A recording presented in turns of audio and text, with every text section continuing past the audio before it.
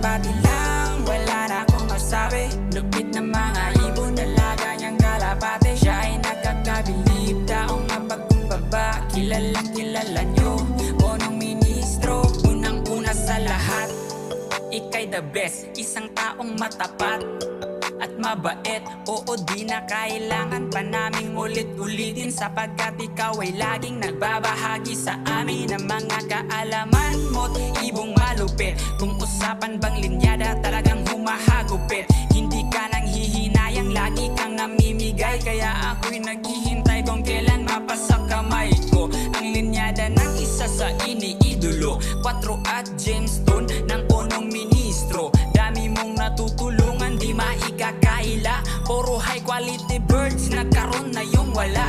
Nakakatuwa lang, minsan naisip ko na punong ministro, para ka pong si Santa. Lagi kang